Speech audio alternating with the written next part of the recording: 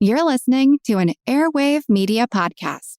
As close as I can estimate, there are about 1,000 federal employees, civil and military, by, let's say, January 1, 1790. And George Washington was convinced that that number was insufficient to the needs of the country because the number of personnel grew throughout his administration. Didn't double, but it probably grew by around 30 to 40% before he left office in 1797. The principal areas of growth, there's a substantive growth in the Army. There's a big percentage growth in the number of postmasters. That number sort of doubles every 8 years or so throughout the early American Republic. And there was a steady growth in the number of civil personnel.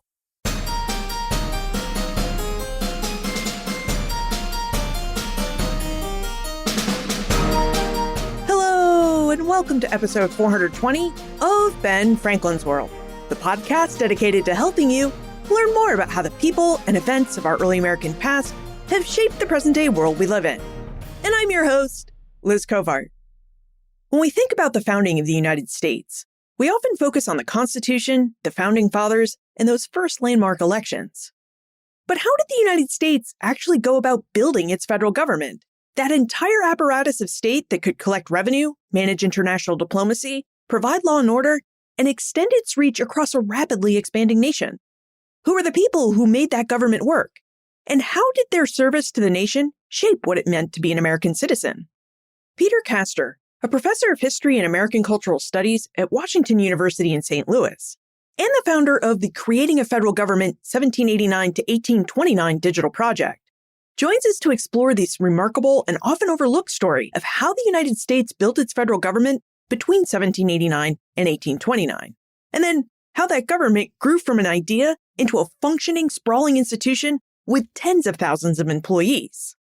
Now, during our exploration of the early federal government, Peter reveals how the federal government was built from the ground up after 1789, including surprising continuities with the pre-Constitution era form of government, what the day-to-day work of federal employees looked like, and how their service impacted the United States' expansion and state building, and how digital tools can help us uncover the lives of the more than 30,000 men and women who helped build the federal government, and how you can use those tools to explore their stories today. But first, I have a quick update to share. You might be listening to this episode on our dedicated Ben Franklin's World iOS or Android app. Unfortunately, these apps will be retired at the end of October 2025. My podcast hosting service created to manage these apps for us, but they've decided to discontinue this support, which means the apps will sunset at the end of October. The good news is Ben Franklin's World is available on all the major podcast apps, and I've even put together a helpful list of all the major apps that you can check out. Visit benfranklinsworld.com/listen. That's benfranklinsworld.com/listen, and you'll find that list. And if you need any help finding a new app or setting that new app up, just email me, liz@benfranklinsworld.com, because I'm really happy to help, and I know your listening experience will be improved. All right, are you ready to explore the origins and construction of the United States' federal government? Allow me to introduce you to our guest historian.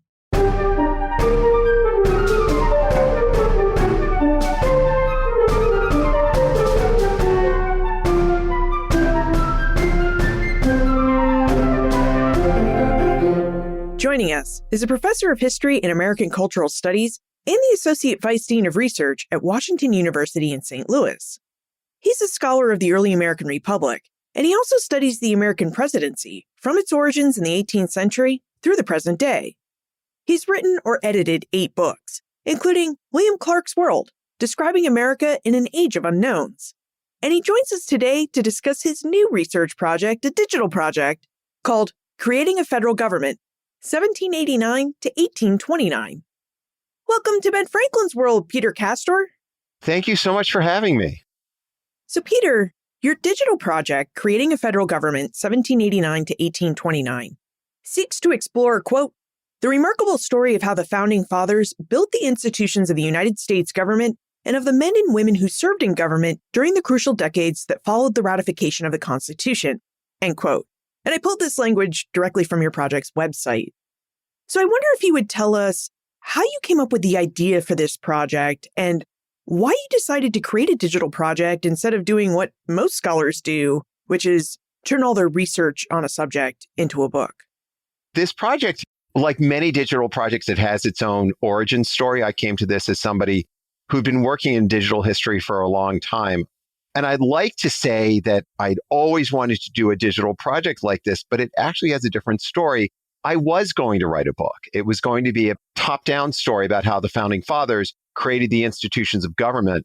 And one of the first things I wanted to do was to better understand those institutions. How many people served in them? How long did they serve? Where was it? And not only was there very little information on that, but what information I read, it didn't read right. So I knew that before I could write the story, I had to count the numbers. How many people served in the federal government? Where were they? And to me, that just screamed digital project. And the more I worked on it, the more fun it was, the more exciting it was. So that then took center stage. And so that's how the digital project actually ended up preceding the book I'm writing on this subject. And how does your research for creating a federal government, how does that fit within your broader scholarship? Because I took a look at your other work, and it's mostly focused on the Louisiana Purchase, the Corps of Discovery, and work that seems to have been mainly about the West and the expansion of the United States. So how does the bureaucratic structure of creating a federal government fit within your scholarship? At first glance, it doesn't look like they're connected, but they're actually inextricably linked. So my first book, which is about the Louisiana Purchase, and this is a story I tell because it's a reminder that our research projects emerge in unplanned ways. I was working at the papers of James Madison. I was in graduate school, and I was reading and transcribing correspondence from the winter of 1803, 1804. Thomas Jefferson and James Madison were writing to each other saying, "Send me the information on Louisiana." And the response from the other was, "I thought you had the information on Louisiana." And then they were writing about what the government was going to be. And building that government was central to how I was going to write the story of how the U.S. extended west of the Mississippi River. So that was the first thing that got me interested in this. And then when I was writing about William Clark, he was, of course, somebody we know from the Lewis and Clark expedition, but he was the territorial governor of St. Louis for over half a decade. He spent almost his entire adult life as a federal employee. So that story was really, really interesting to me. So it's actually not a big leap from that early work on the West in the early Republic to writing the whole story of the federal government. So unlike some folks who will kind of start at the centers of government and then move west, I actually started at the West and then moved to the center. I moved from the periphery to the center, and that really informs how I understand it. That these federal appointees, no matter where they are, often saw themselves as being on the peripheries because they're not in the national capital, but they're the center of the story. Well, let's take a look at the center of this story before we dive into your project, Creating a Federal Government. Would you tell us about the origins of the United States federal government? Where should we look for those origins? Where do they start? Is it with the drafting of the Constitution of 1787, or are we looking at a different date? So I want to look earlier than the Constitution, and I don't even really want to look at the Constitution because everybody learns about that in civics class. There's an executive, legislative, and judicial branch. What the Constitution did not talk about much were federal agencies and who would serve in them. There is a brief reference to the fact that agency heads have to undergo advice and consent, but there's no real clarity about who supervised the federal workforce. So the Constitution was a bit vague on that. And what I want to emphasize is that many of the first people who worked for the federal government were already public employees before 1787. There was, of course, the United States Army, the single largest employer in 1789. People often hear about how George Washington resigned at the end of the Revolutionary War, and they assume that the army was dispersed in its entirety, but it wasn't. There was an army, and Henry Knox was in charge of it. There was a diplomatic corps, and there were a variety of people who ran that. So there were publicly employed officials who reported to the Continental Congress before 1787. And the way those offices were laid out really established the framework for what the federal workforce would become. The biggest change occurred for revenue officials. The individual states collected revenue. They had public employees who were responsible for doing that. The largest single sources of public revenue were property taxes and import duties. And by 1789, by the moment George Washington came into office, those revenue officials assumed that they were going to work for this new federal government. Why do we know that? Because they besieged Washington with requests to keep their jobs. My favorite example of that is a guy named Thomas Melville, who was a veteran of the Revolutionary War.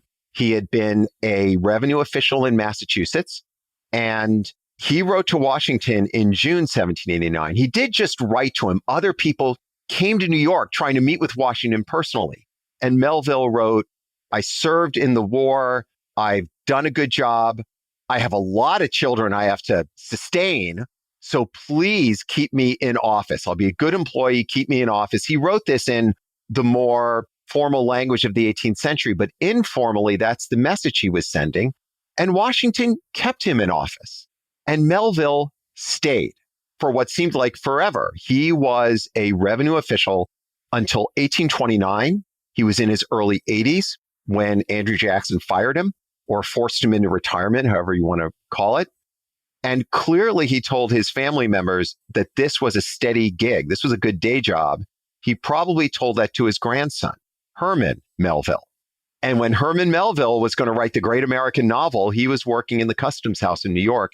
And I tell that story because Melville's move from a state official in Massachusetts to a federal official in 1789 speaks volumes to how there was a national government before 1787. And that is the government that the authors of the Constitution assumed this new political apparatus would take charge of. Well, since you mentioned Melville, Herman Melville's father married General Peter Gansevoort's daughter in Albany, so the hero of Fort Stanwix was Herman Melville's maternal grandfather.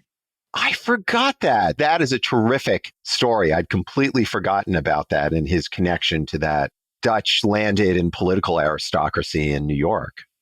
Yeah, and Herman ended up spending a lot of time at his Gansevoort grandparents' house because it turns out his father was horrible with finances, so he often needed the Gansevoorts to help support his children, including Herman.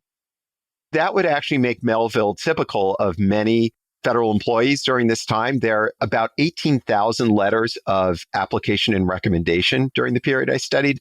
And many of these letters are from people who kind of mix and match why they think they should be employed. They first and foremost say, I am loyal to the Constitution. They don't say I'm loyal to you personally. They say I'm loyal to the Constitution and to little r republicanism, to what the nation stood for. But then they often say at some point or another, through no fault of my own, I've fallen on hard times and I have a large family to support. So I'm the perfect candidate for public employment. I like how in your telling of the creation of the federal government, we're talking about people and the important roles that people played in the government, because the government was also created by we the people. Now, I am curious about what we mean by federalism. What makes the government created by the United States Constitution a federal government? Asking an early Americanist what we mean by federal government is sometimes like asking someone what their favorite color is. You get a lot of different answers.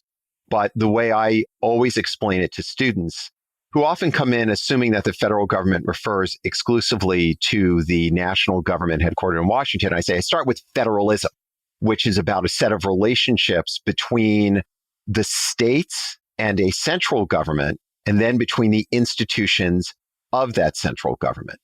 For purposes of my project, the way I use the federal government is to talk principally about the agencies of the central government that was headquartered first in New York, then Philadelphia, then Washington, D.C. I'm less concerned with Congress. I do include the judiciary in this. They're part of it. But my principal concern is with the federal workforce. And it's about a set of relationships and a system of authority whereby you have public employees who report to superiors, who in turn report to the president of the United States. So for me, the federal government is this apparatus that's created by the Constitution, headquartered in the national government, and which employed over the period I studied, I found over 38,000 people who were federal employees during this period. And so that's what I'm talking about when I'm talking about the federal government.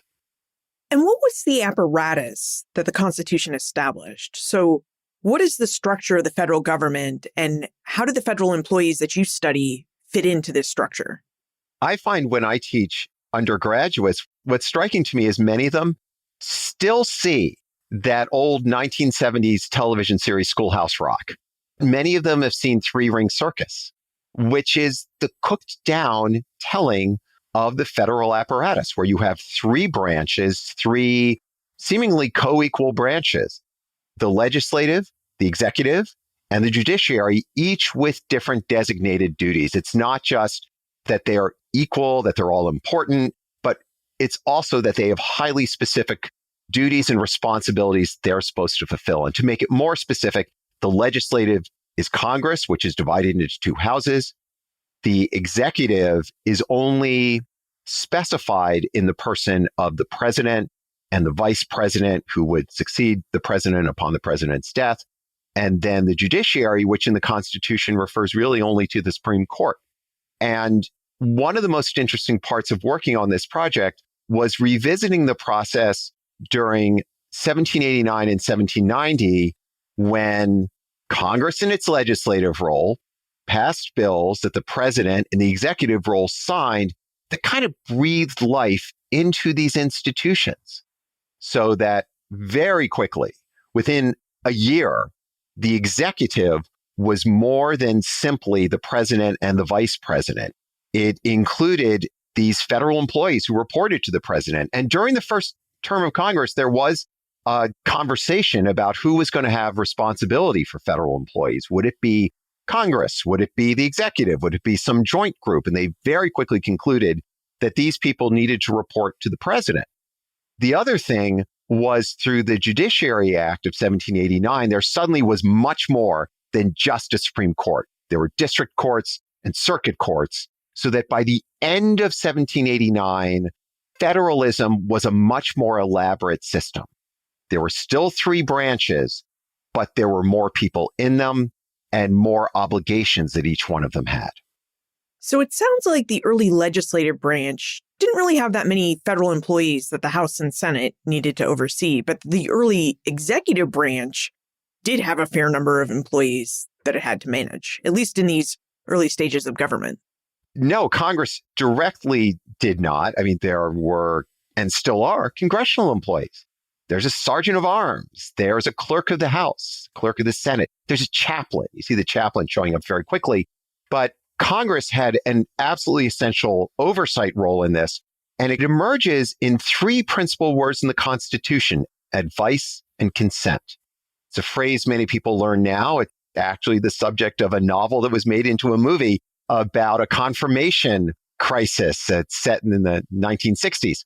And the Constitution stated that the Senate would serve in this role of advice and consent, not just for treaties, not just for nominations to the Supreme Court, but also for agency heads. And one thing that George Washington did was he took that very, very seriously. And he assumed that this was more than just a simple legal requirement, but it embodied a system of oversight. It would be a restraint on executive overreach. It would guarantee a role for Congress in supervising the federal government. So he started submitting just about every employee's name to the Senate for advice and consent. And this went from second lieutenants in the United States Army up to Thomas Jefferson, Alexander Hamilton, all of those familiar names. And he just was doing this over and over and over. And it shows up in the Senate records all the time. And it's a very important part of this story. The example I think of, which is, I was working in the National Archives and I'd seen a listing. It said Thomas Jefferson, nominations. I ordered these and they brought me an ammo box. So this wasn't some acid-free cardboard box with all of these folders in it, what archival researchers are used to. I mean, this was literally an ammo box, probably held, 50 caliber ammunition or something like, and you open it and there's sheet after sheet in Thomas Jefferson's hand in which he will say, I nominate so-and-so to be Secretary of War. I nominate so-and-so to be the revenue collector in Charleston. It's just sort of whatever job was vacant at the time. And I tell this story because it was a really important part of how I worked on this project.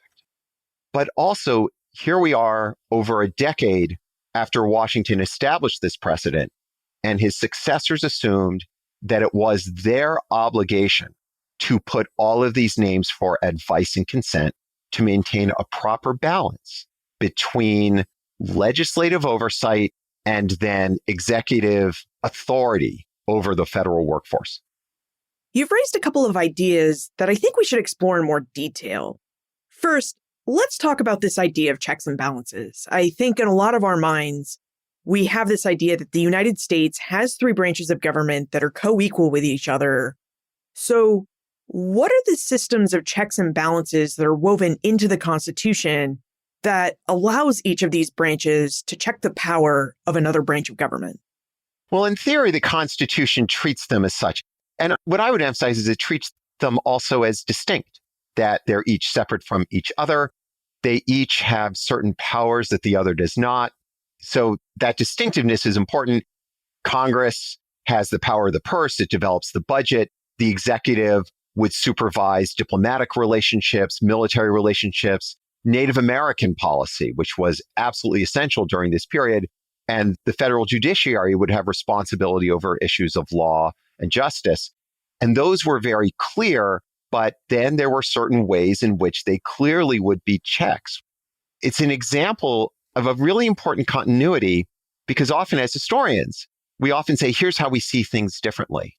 Well, I want to start by saying, here's something that we see that's really the same, that's been unchanged in the way we study and talk about this, which is that Congress had powers over the executive had a distinct role, the judiciary had its own role, and this was all born out of a fear at the time that if any one institution of government had too much power, it could become either corrupt or tyrannical in some way. You really see that written into the Constitution. And one of the striking things to me is that judicial review, which is one of the aspects of the legislative role that is now such a part of how our government operates, is kind of the last piece of this puzzle. It really takes the case of Marbury versus Madison to make that truly clear. But how this relates to the federal workforce, Marbury versus Madison is a federal workforce case. And it's also all about checks and balances. So in the final days of the Adams administration, Adams nominated a slew of people. He knew he'd lost the election. He wanted to populate offices with them. And this included a number of justices of the peace in Washington, D.C., which had just been constituted. So he nominated several people. He could not hire them. He nominated them. He submitted them to the Senate for advice and consent. This is an example of kind of co-equal but distinct branches. And the Senate approved them. Adams just never went about the task of sending them their commissions. Commissions have been written, they hadn't been sent. And James Madison stumbled on these commissions. And Thomas Jefferson, the newly installed president, wrote something like, I consider these a nullity, meaning these don't count. And then Marbury, who was one of these justices of the peace, sued in federal court to claim that he was owed this office because it had been through this process. And the Supreme Court in this case says the court has a power and a duty to evaluate decisions of the federal government. So this speaks to my larger point. The Constitution did establish these basic principles about distinct offices, each of which could check the other in some way. But what that would mean in real terms didn't assume real form until the early sessions of Congress. The other point I would emphasize is that when we talk about the three branches of the national government, we can't lose sight of the fact that federalism is also about the relationship between the central government and the states. That one of the other remarkable aspects of the Constitution is the way it divvied out power. It divvied it out to the executive, to Congress, the judiciary in ways that would prevent any one of them from acquiring too much power. That was the design. In ways that gave each one of them a job that enabled its members to feel like they mattered. And it did the same for states. It gave certain roles to the states, certain roles to the central government.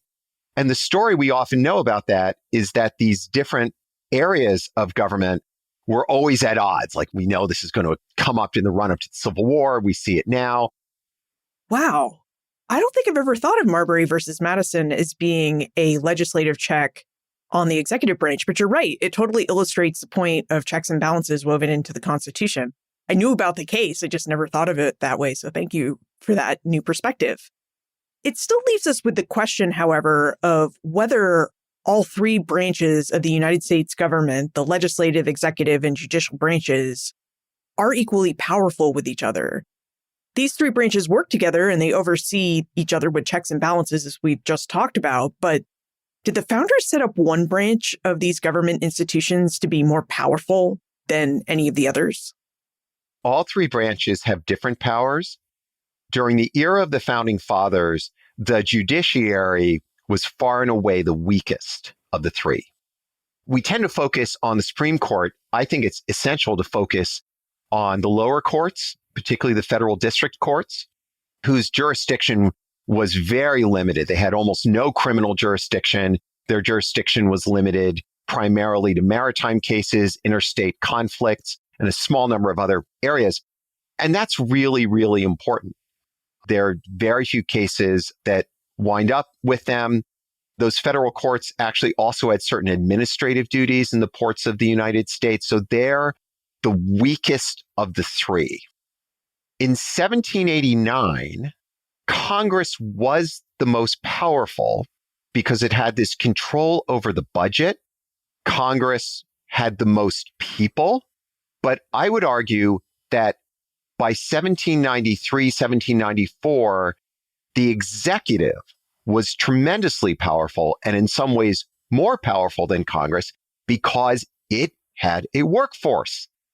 The numbers, I know, are something we'll want to talk about, but it was growing very quickly. The people serving in that, their numbers far exceeded the number of people in Congress. Congress allocates the budget, but the executive spends it. And the people who gather the money that fuel that budget are executive officials. And that makes the executive tremendously powerful. And the other part of federalism that often gets out of this is the areas that were not states. You asked me, how did I get from the West to the East? Well, I never lose sight of the West.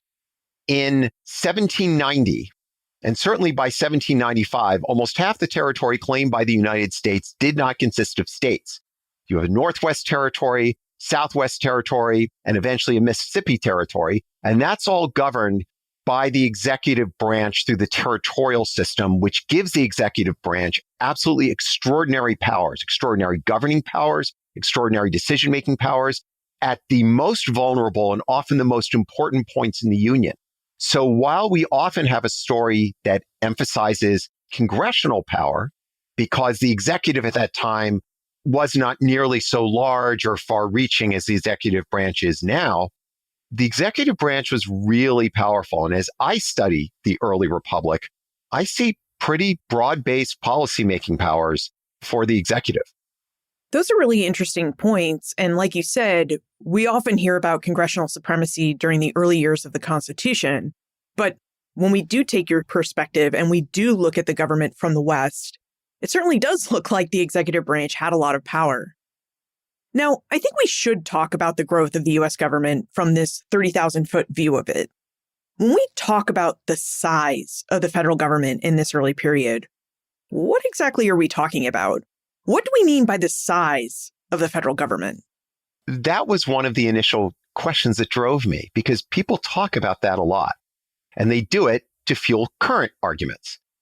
Because they talk about the founders. They say the founders wanted a big government. They say the founders wanted a small government. My starting point is we have no clue what kind of government they actually built, and that's really the question. And then the other question is, did they consider the government they had sufficient to the challenges that they faced?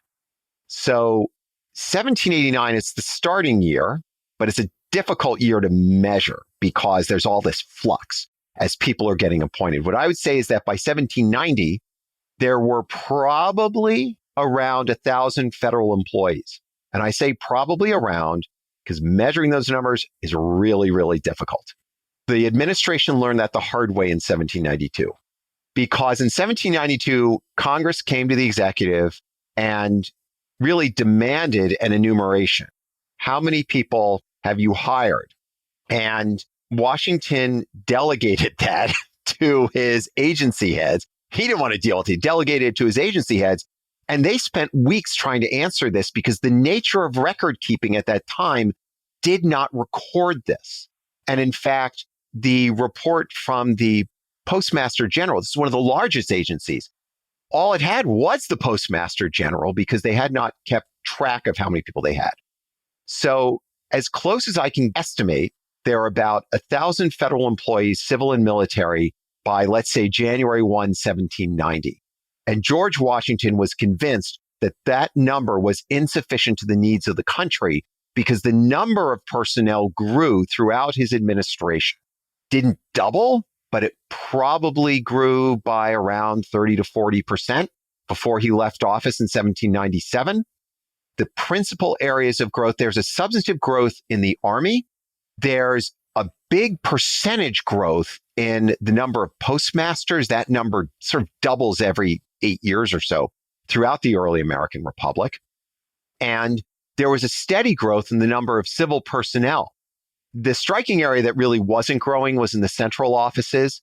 These were geographically dispersed. They're decentralized. And that's one of the reasons why the running of this was incredibly inefficient. When you have a president sending the nominations to the Senate, that's a terrible use of the president's time.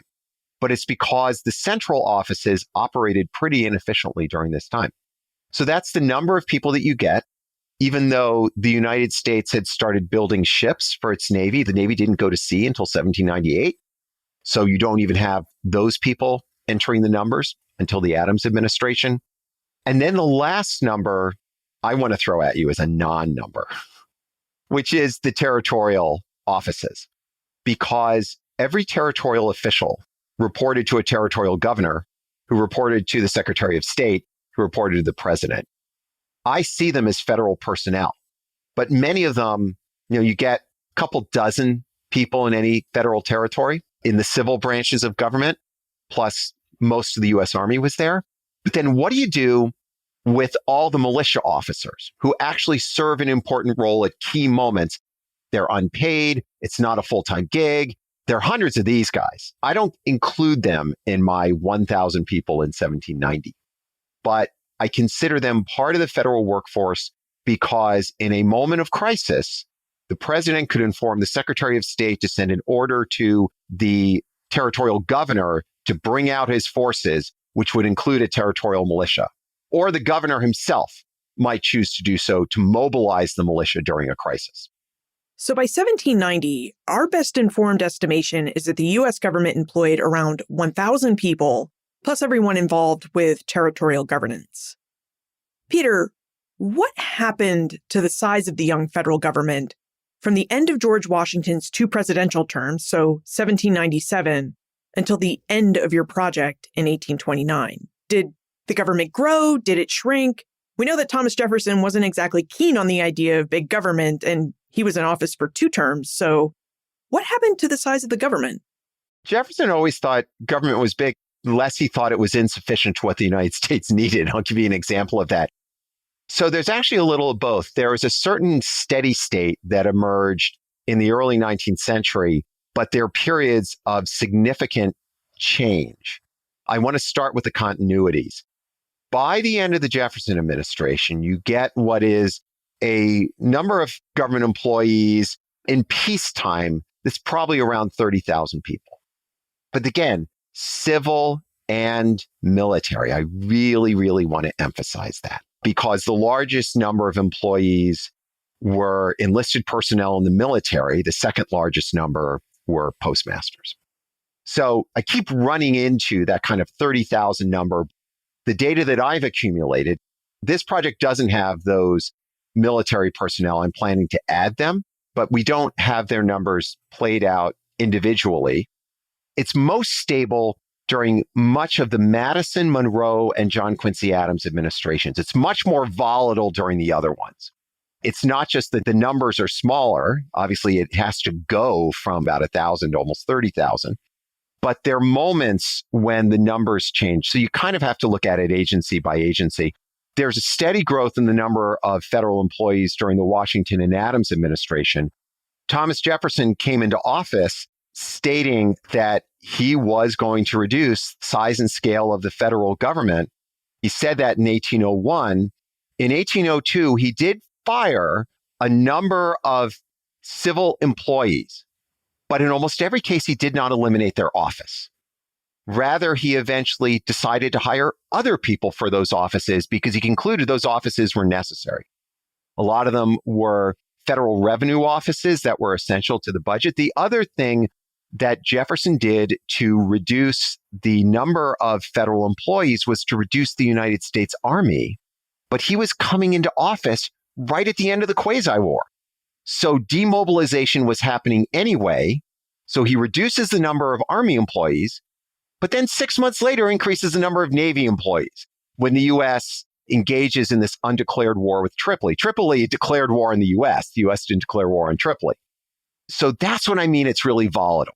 So by 1802 and 1803, Jefferson had reduced the size of the Army, increased the number of employees in the Navy, seemed bent upon reducing the number of civil officials, but then the Louisiana Purchase mandated hiring all these civil officials for a vastly expanded territorial government, which would then be absolutely crucial for his presidency and his successors. I mean, it becomes the most important domestic policy challenge of the early 19th century, which was governing the territory acquired through the Louisiana Purchase. And then that would have an effect on preserving the United States Army because Jefferson ends up moving most of the Army into the Trans-Mississippi West. And he and his cabinet concluded they couldn't really reduce it because there were very serious threats that they saw from Spain, from Native societies, and from enslaved African Americans. And so that's what I mean when I say it's really volatile. It changes from year to year. But when I graphed it, see, they didn't have Excel in 1800. When you graph it with a trend line, that trend line goes up at a pretty steep angle. And then it balances, it spikes again during the War of 1812. It goes down in 1815, but it eventually reaches this steady state of about 30,000 individuals. Peter, before we dive into your digital project, Creating a Federal Government, why did you choose to study the government's growth and development between 1789 and 1829? So the start year for this, I wanted this to be about the federal system created by the Constitution. Constitution's written in 1787, ratified in 1788, but then the government promulgated by it didn't come into being until 1789. And crucially, that's the moment when you've got a president who has employees who work for him. So that start year was important. I ended in 1829 for several reasons. The first is the familiar political one. To anyone who's taught U.S. history, you kind of have this moment around 1829. We talk about the shift from the first party system to the second party system. You talk about the move from the founding generation to Jackson and all the people clustered around him who came of age in a different time. All of that's totally true.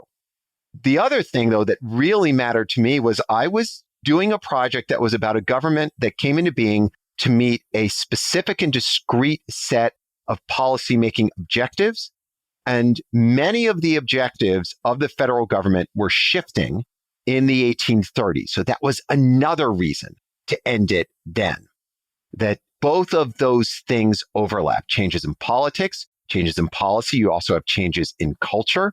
And also, some of the sources I was using dried up then. So it made sense. In my dream world, I would have the great story of federal employees up through the Civil War, but I'll have shuffled off this mortal coil long before I would have finished that project.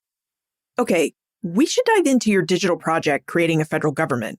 But first, let's just take a moment of breather and thank our episode sponsors.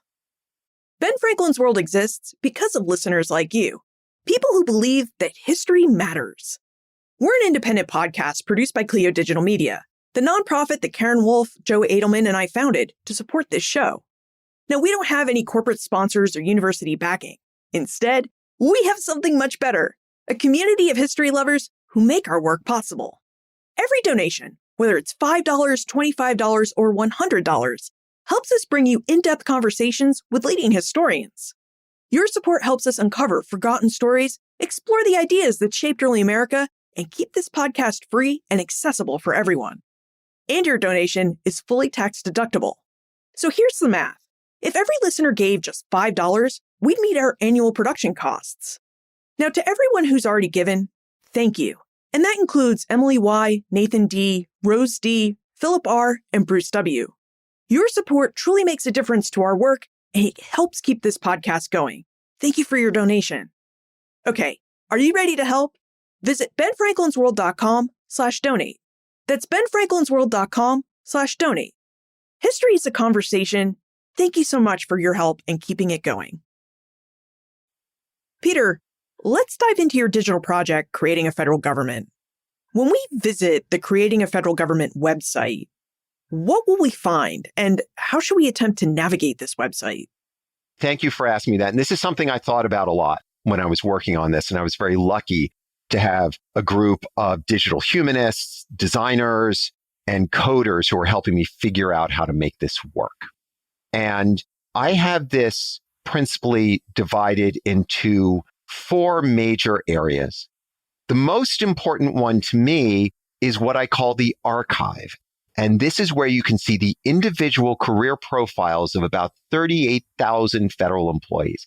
That's the story I wanted to tell. I wanted it to be their individual stories. You go in there, you can search for an individual.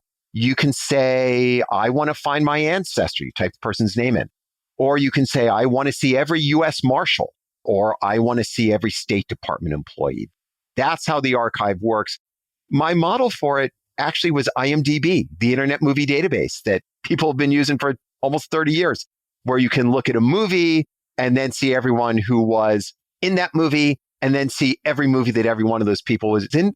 You can find an individual, look at that person's career, and then look at everyone who had that same job. That's the first part, the who. The next part is the where. I wanted people to be able to see where federal employees were. So that meant building a map. And it meant using different technologies for this. The archive works on a Drupal platform. The map was developed using Leaflet, which is a mapping technology that's used for all kinds of purposes. And there I wanted people to be able to literally see where the federal government was. For example, to see that by the 1820s, it's global. It's not just in almost 2,000 locations in the United States. It's in Honolulu, Hawaii, and Manila in the Philippines, and in North Africa, and in Western Europe, and Latin America. It's all over. But then to connect the map to the archive. So you look at a place, you say, I want to see everyone who worked here. It'll show you everyone who worked there. So that's the story of these people. But then, as I said, I wanted this to tell a story. So we've got the who, we've got the where. Then I wanted it to be kind of the why, to tell an interpretive story about how the federal government came into being, what its role was, how it was organized, how it changed over time. And that's almost less driven by the sort of data story. And that's more about me, someone who has spent really the last 30 years studying these questions of federal governance. And so I wanted to tell a story that would be accessible to anyone. That was the really important part to me. I wanted this to be something that my scholarly colleagues would look at and they'd say, well, I didn't know these details, and here's a research resource for me. But I also wanted it to be something that a high school civics class could use. When they want to know, what was federalism? I've got a section in there where I say, what do I mean when I talk about the federal government? What was that? And then I want it to be something that a genealogist uses so that they can find their ancestors. The final part is kind of the how. How did I build this thing? That's got the bibliography for this, but that was a very important part for me because I wanted other folks working in digital humanities to get a sense of what's involved in building a project like this, but also any researcher working on it to know the source landscape. I didn't want that to be limited just to other academic historians. I wanted anybody who looked at this, anybody who was interested in it, to be able to find out how they can get to the materials that I was using. Well, let's visit your archive for a moment. Say we are working on our genealogy research and we're trying to find out more about an ancestor who was an early federal employee. Where will we find the information about them or anyone else who was working for the early federal government? If you select anybody in the archive, you will see what I call their federal employment record. What are the offices that they held and when did they hold them? And when I say, what is the office that the person held? It will have the person's job title. It will have part of the government that they served in, where they served, and when they served. For some of these people, we also have biographical information. For the vast majority of them, we don't, because I haven't found that information yet. But for cabinet officers, for federal judges, for certain high-profile individuals, they're all in there. William Clark, who I wrote a book about, I got his birth and death date and what state he was born in. John Quincy Adams, likewise. The offices are really, really interesting because these offices were described in different ways at different times. So what I have is what I call a generic office that standardizes the office title. But after you get this basic story, here are the jobs they held, where they were, and when they were. Below that, it lists every source that I got this from. That's not just me sourcing my information, but it's a roadmap for any other researcher. And then it says, here are the individual titles to the offices. The goal was to keep this very streamlined so that someone could quickly grasp anybody's career. And where did you find all of these federal employees? You mentioned that early government records are not so great. So where did you find information about the approximately 30,000 people who worked for the early federal government? There's several 100,000 records that I used for this. And then you kind of cook them down because they're repeated in different sources. So I'll begin with the fact that in 1792 and in 1802, and then beginning in 1816, and then every 2 years afterwards, the executive produced a list of all their employees because Congress mandated it. So what do you do for 1789 to 1792 and then 1792 to 1802? It meant being a historian, using a bunch of resources. The first one that I started with was the Senate Executive Journal, because that is a treasure trove on this, because presidents so cautiously assumed that they needed to submit everyone for advice and consent. There are over 5,000 records of nominations submitted during just this 40-year period, and every one of those is a story. Sometimes it's someone appointed to a job for the first time. Sometimes it's somebody being renominated for a job that has a finite time period.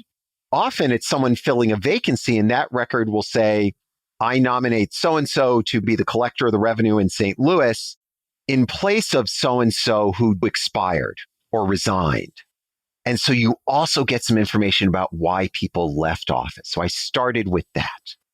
That required manual transcription by a terrific group of research assistants because it is so inconsistently appearing in the Senate record that no automated system seemed to be able to capture that. I mentioned there these published registers, got those manually transcribed because, again, a computer couldn't do it. The biggest piece of manual labor was for the postmasters. In the 1960s, a group of archivists in the National Archives did a preliminary inventory of these record books that recorded every time someone was appointed to the post office as a postmaster. They're amazing because this older technology, they would take a piece of loose leaf paper, feed it into a typewriter, type the first record, and then when the next guy in that locality showed up several pages later, they'd handwrite it. They wouldn't feed it back in. This is all pre-computer. So I had a terrific research assistant who wanted to explore a career in history and lived in the DC area. And I hired her to spend a summer photographing all of these. And I think there were about 15,000 postmasters and 12,000 post offices. She did it all summer. Once she photographed that, I used research assistants to transcribe all of that. My point is this, like many digital humanities projects, this rests on the work of a tremendously talented group of research assistants But I don't want to say there weren't records that were already digital. The State Department Historical Office had a terrific data set on U.S. diplomats and chiefs of mission. They just provide that because it's in the public domain. The Federal Judicial Center has an extraordinary database of federal judges, and they just handed this stuff over to me. Every federal agency has a historical office that has done extraordinary work generating it. And at this moment, when many of those offices are at risk of being shut down, I can't help but say I could not have done this project without the work that all of them do. Then there were private groups. There is a U.S. Lighthouse Historical Society, and the guy who built their website, which includes a list of lighthouse keepers going up into the early 20th century, just handed me the data. He said, all I ask is that you cite me. So he gave me a list of all these lighthouse locations and their lighthouse keepers who worked there. So it was really a matter of drawing on all of these sources and bringing them together. Then at the end, I had to look at every one of these people. So you gather all this data, you get a computer to guess. It says, all right, there are 5 records of someone named John Smith, who's the revenue collector in Charleston, South Carolina. I think it's the same guy. I needed to look at that. That went pretty straightforward. But what do you do with the 30 references to someone named William Clark? And I had to eyeball that and make some decisions. Well, I tried having a computer do it, and the computer got it wrong. It thought the William Clark of Lewis and Clark, who the system knew had lived in Kentucky, was the same William Clark who was a U.S. attorney in Kentucky. I knew it wasn't. And also I used sources to check that. So it didn't even quite know that this wasn't the same William Clark who was a consul in Emden, Germany, or the William Clark who was a clerk in the War Department. I thought it was the same William Clark because the William Clark of Lewis and Clark fame had been in the Army. So it meant reviewing every one of those individuals, why this project took a really long time. I know digital projects are never really done, but does creating a federal government have all of the records that you wanted to include in it? Have you uploaded and verified all the different records you and your assistants collected? It's done for now. And I think if I added nothing else to this and it just stayed as it is, I'd be delighted and I'd be ready to move on to something else. I see this as phase 1 in at least a 3-phase process, but phase 1 is the most important. The next part of this is going to be to add those letters of application and recommendation. And there are thousands of these. I've done the preliminary indexing on all of those. I had a tremendous group of undergraduates and graduate research assistants who took this collection from the National Archives, a lot of which has already been organized by the founding fathers' projects because they wrote to the founders. And so the editors there did this. But then connecting those images of these guys' letters to the people who later held office. So that's phase 2. That's very important.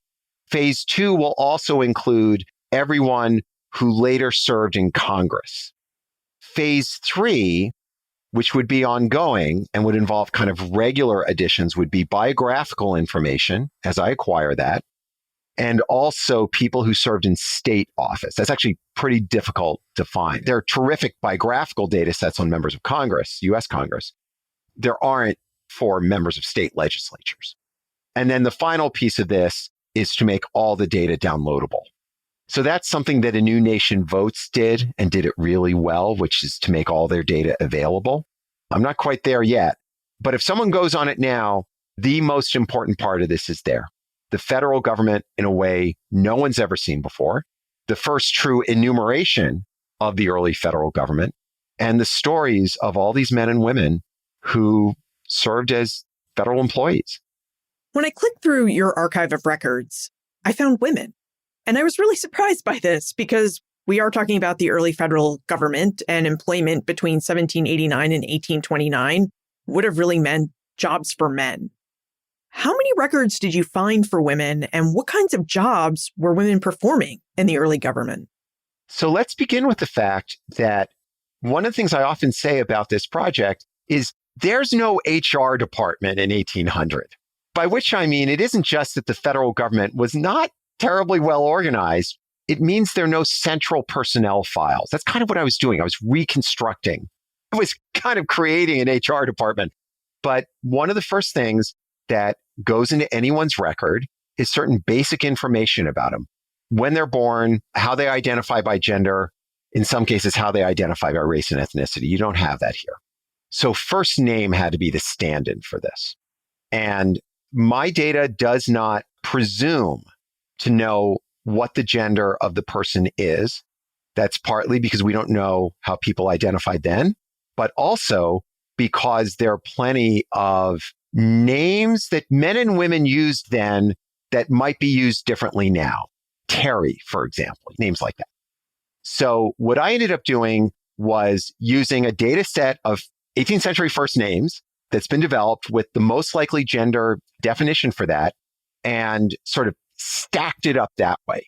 And just on a preliminary run, there are at least 60 women in this, and there are probably more. So what are the kind of jobs they have? Well, on the front page of this, I thought 38,000 people. How the heck do you tell that story? So I said, I'm going to pick 4 people and tell their stories to understand what federal officials did. Folks at the highest rung and at the lowest rung. So I had John Quincy Adams, who spent much of his life as a federal employee and later became a president. I used William Clark, who I'd studied a lot, who also spent a long time, and he speaks to the federal government in the West. I used Thomas Melville, and then I used a woman named Elizabeth Kelly, who was a nurse in a U.S. port in the 1820s. So there are a small number of nurses. That women would be nurses in the early 1800s probably wouldn't surprise people, wouldn't surprise your listeners, because women constitute the majority of nurses now. What might surprise them is that the U.S. actually maintained maritime hospitals. These hospitals were a really important part of the way the federal government understood international trade, because the majority of federal revenue came on import duties. And if the U.S. did not have a robust maritime economy, its whole economy would suffer. So they said the government needs to maintain these hospitals. So the nurses there are very important, but they're very few in number. The largest number of women who served in the federal government were probably in charge of post offices. The title is postmaster. There's no title of postmistress, but that would be the title I used for them. And that really speaks to how these post offices operate. The number of post offices keeps growing during this period, doubles probably every 8 years. And the vast majority of post offices were in country stores and places like that. When I was trying to map out where they were located, it was very, very difficult because you have a locality that doesn't exist anymore. Or the locality is Jones's store or Smith's Ferry. So there are women serving as postmasters. I suspect in many cases, they're not appointed to that. Their husbands were, their husbands died, and they took over the job. But one of the first women I encountered was a lighthouse keeper. And in 1789, there's a correspondence within the Washington administration. Do we keep her in the lighthouse? And Washington says, absolutely. And it isn't because he thought she was doing such a great job, but he saw it as a deferred pension. Her husband had served in the Revolution, had died in the Revolutionary War, and this was in the absence of a formal pension, the way the government was supporting her. That's how he understood it. But what's really, really striking to me is that we'll start with the fact that there are so few women. It's not just a male-dominated government, it's a male-populated government. But nonetheless, founders seemed quite at ease with the notion that women would be paid employees of the federal government. And what about people of color? You mentioned that the federal government did not have a centralized HR or employment office in this early period. So were there also opportunities for people of color to work as paid employees of the federal government as well? I'm thinking we have federal standards, right? But everything happens differently on the ground. So there are critical moments when large numbers of people of color were essential to governance. So this project is about how did the federal government operate? What did it do? How did it do it? Probably the largest number of people of color who served the federal government were African Americans who served in militia units in Louisiana and then would periodically be armed during wartime. One of the things we know now is that throughout the extended colonial and immediate post-colonial era of North America. It was commonplace during wars that the recently enslaved would be armed and would serve in the empires and then in the United States in which they served. What I will say is that those people are not in this database because we don't have records of them as such.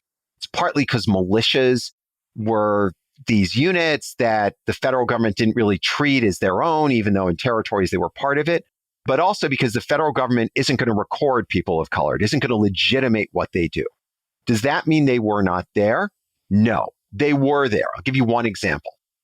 One of the people who shows up in here is Toussaint Charbonneau. And to the Lewis and Clark fans out there, they know that name. Toussaint Charbonneau was a translator who was hired by the Lewis and Clark expedition. He shows up. He brings with him one of his wives, Sakakawea. She enters the story. It's all this Lewis and Clark-y story that we know. Well, Toussaint Charbonneau was a Métis, and he was majority Native American. He was of mixed Indigenous and French ancestry. And so in the culture of the US-Canadian borderlands, he's part of a distinct ethnic group. In the United States, he would not be treated as white and would not enjoy full citizenship. He's in this nebulous status. But he goes on this expedition. The expedition ends, but he shows up again in the 1820s as an interpreter in the Northern Plains. There's no racial classification in these registers. So that's crucial. So it doesn't say he is of mixed race ancestry. I just happen to know that he was. My guess is there are other people there. And some of the amazing work of historians is to show how people of mixed race ancestry would at times choose to insinuate themselves into white society because it's the only way they're going to find opportunity. How could that not apply to the federal government? There must have been people of mixed race ancestry who were federal employees, but the very fact that they were able to get that employment rested on them being able to obscure or hide the fact that they were of mixed race ancestry. So that's in some ways not a satisfying answer to your question, but it's what I've come to conclude about this. The final point I will add is that the largest number of people who are known to be of mixed race ancestry emerged in the late 1820s and really problematically in the early 1830s. And they're in the Indian service. Because at the very moment of removal, Andrew Jackson and his War Department, they went on a hiring spree because they knew that removal would require a workforce infrastructure. And so they start hiring these people. And a number of them are interpreters, and they're clearly of mixed race ancestry. Peter, you mentioned that the Creating a Federal Government website is one that we can use and play around with. When we visit your project, what is the one thing you hope that we will walk away with after we've played around with your project's different features? What do you hope we'll better understand about the early federal government and its work? My starting point for this is actually a big question about what is the American government, what is its purpose, and what do the founders want? And what I always say to people is that if you just look at this website to see the size and scale of the government, you will see that the founding fathers believed in and created a federal government that was larger and more capacious and more flexible and more dynamic than many conservatives now would believe. But it was also a government that was smaller and more limited than many liberals would want. So part of my point is partisans need to approach this early period with caution. You're not going to get entirely what you want, and you need to acknowledge that is in some ways exactly what you don't want. I will say that after reading all of this stuff over the years about how people like Thomas Jefferson and James Madison wanted to have a government that was as small as possible, I realized that was mostly based on a few comments from the late 1780s and then the sort of late 1790s. And if you look at these guys, they're actually pretty robust state builders. The founding fathers believed in a robust federal government, and their ability to translate ideas into action was entirely dependent on the institutions of government that they had built. So that's the first part of the story I want people to know. Second part is I want them to see that there was a federal government that had extended to all corners of the United States and that it was there then and it moved in this dynamic way. That's a big picture story. I also want them to see what it meant to be American for tens of thousands of people that emerged from federal employment. Americans voted. That's partly how they understood what it meant to be American. Or they said, I'm not allowed to vote. And that's how they knew what it meant to be American. There are people who served in elected office, and that's how they knew what it meant to be American. But tens of thousands of people for whom the federal system became real by being federal employees. I also really believe strongly that as people study their roots, I want them to find their ancestors here. Your ancestor doesn't have to be a Supreme Court justice. Your ancestor can be a postmaster in a little town, because that person's story helps you understand what it meant to be American during this critical period. Now, before we move into the time warp, I posted a link to your project in the Ben Franklin's World listener community on Facebook, which is free to join. And Shari played around with creating a federal government project and noticed that there are places on your project team for non-historians. So Shari asks, assuming this work is voluntary, how many volunteers do you need to help with this work? And how can people who are interested reach out to you so that they can contribute to adding more records to your project? A few other people have contacted me. Gosh, if I had 20 people working with me, that'd be a phenomenal start. And I really, really want to emphasize this. So as I said, I want to build this out in several ways. First of all, I want to have people who will help me do a second run of cleanup to see if there are any problems in it. Soon after I finished it, I went in there and I immediately noticed an error. I was able to fix that, but that's because I stumbled on it. I want people to check some of those areas where we've got lots of records for people with the same name, but we're not sure if they're the same person. So I would want them to do some research on that. I really want people who can help me research the biographical information, because there are terrific biographical resources that we can use just to find out where people were from when they were born and when they died. But that's a pretty labor-intensive process. Those alone are the first areas of it. For people who are really into this stuff, continuing to work with those letters of application and recommendation. They're phenomenal records. When Americans wrote to say, here's why you should hire me, they are always giving vent to their day-to-day lives in 1790 or 1800 or 1810 and what they understood republicanism to be. They're just amazing, amazing letters. They're usually dreadful job application letters. But these people writing these letters, it takes them forever to get to what they're asking for. But as sources on everyday life, they're amazing. Now it's time for the time warp. This is the segment of the show where we ask you a hypothetical history question about what might have happened if something had occurred differently or if someone had acted differently. Now, in the Why It Matters section of the Creating a Federal Government Project's website, the project team notes that, quote, the founding fathers were far more comfortable with increasing the scale and the capacity of the federal government than many people now believe. But they also did so with the uncertainty and with limits on the range of government services, end quote.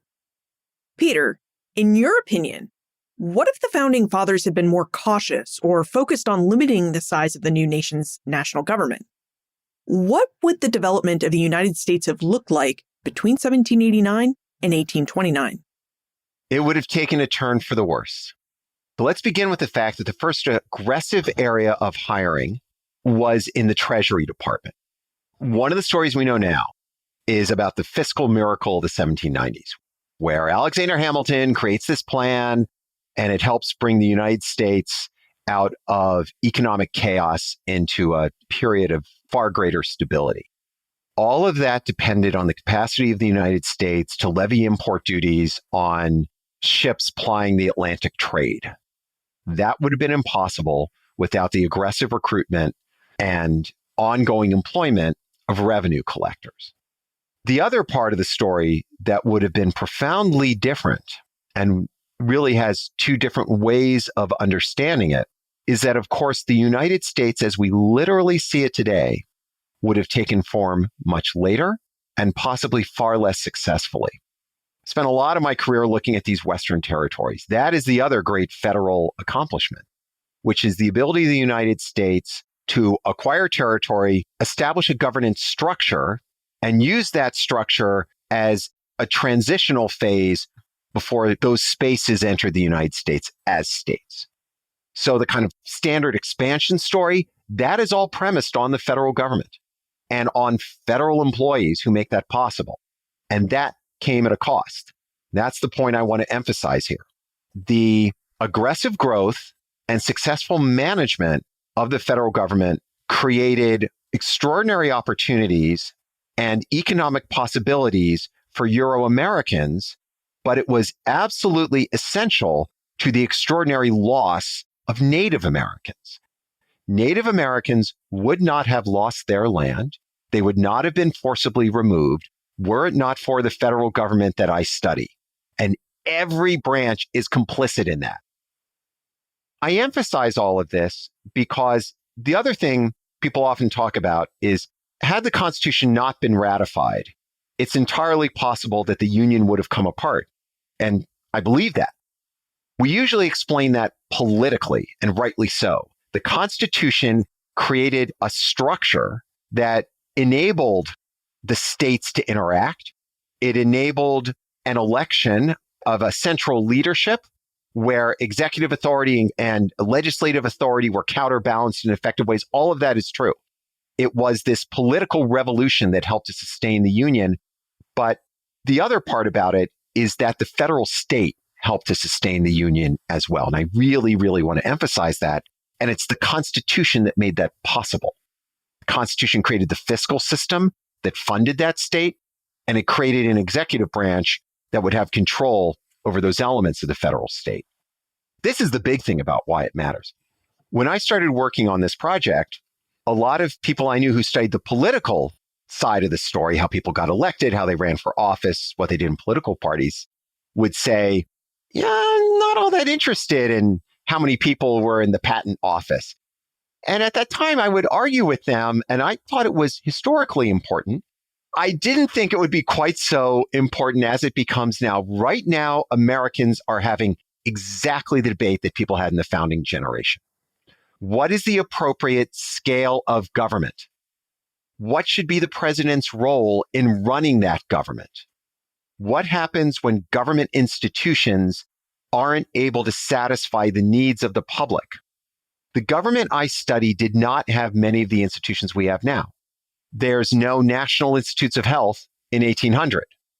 Those institutions did not exist then, but Americans were having exactly the same debate. That is something I really want people to learn from this. The argument that's happening now is not new. What the federal government does matters. Many of those offices are often out of sight. We understand that you have 2 more phases for your project, but are you working on other research while you're also working on creating a federal government? So I'm actually working on 2 projects right now, 2 book projects. One, the working title is How the Founders Governed: Danger and Decision in a Revolutionary Age. And this is going to be about how the founding fathers built and attempted to manage these government agencies. We tend to see them as political figures. We understand their ideas, but these guys ran big organizations. It was really difficult for them. It not only enables us to see their kind of daily challenges, but also I think we can learn a lot by seeing what they did well and didn't do well when they were actually running federal agencies. And they were doing it at a moment of extraordinary risk and extraordinary danger. So that's the book I'm writing now. The other book I'm writing, that's about technology in the American presidency. We often understand the presidency as a product of politics. And my point is there are 3 technologies: communication, transportation, and medicine that really shaped and then redefined the presidency over time. When you look at it that way, it becomes this really interesting story, not just about these technologies, but what did it mean when it took a president a month to get home and then he couldn't communicate with anybody in Washington? What did it mean when a president becoming sick meant that the government shut down for a month? And then also, what does it mean that we now live in a time when the president is omnipresent because he can be connected everywhere, anytime, all at once, you name it. And also, we know every little piece of a president's health and illness. Peter, if we have more questions about the Creating a Federal Government project, how we can use it, or even questions about the formation of the early American government, where's the best place for us to contact you? Write to me directly. I've already gotten terrific questions from people about this project. I really, really like getting those questions. Fantastic. And I will link to your email address in the show notes. Peter Castor, thank you for introducing us to your project, Creating a Federal Government, and for helping us better understand the creation and development of the United States' federal government. Oh, thank you so much for having me. This was a delight. The founding of the United States didn't end with the ratification of the Constitution or by electing a new president in 1788, 1789. Instead, it required the American people to build a fully functioning federal government. As Peter revealed, the process of building a government was messy, improvisational, and far more expensive than many might assume. The founders of the United States didn't just write about Republican beliefs. They hired revenue collectors, built out maritime hospitals, appointed postmasters, and dispatched consuls to cities and ports across Europe, the Caribbean, and North Africa. They constructed institutions and networks of federal employees who turned ideas about Republican government into everyday governance.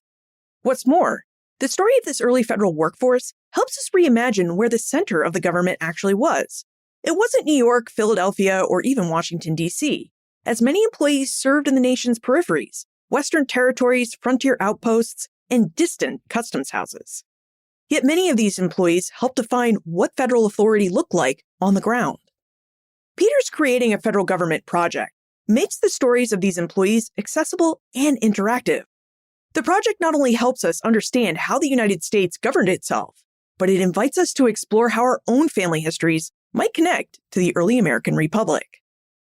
Look for more information about Peter, his project, Creating a Federal Government, 1789 to 1829, plus notes, links, and a transcript for everything we talked about today on the show notes page.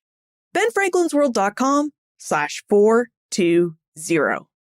Did you enjoy today's episode? Please forward it to a friend. After all, friends tell friends about their favorite podcasts. Production assistance for this podcast comes from Joseph Adelman, Karen Wolf, and Morgan McCullough. Breakmaster Cylinder composed our custom theme music. This podcast is part of the Airwave Media Podcast Network. To discover and listen to their other podcasts, visit airwavemedia.com. Finally, what do you think it took to make the early federal government work? Its founding ideas, the people who carried out those ideas on the ground? I'm curious what you think.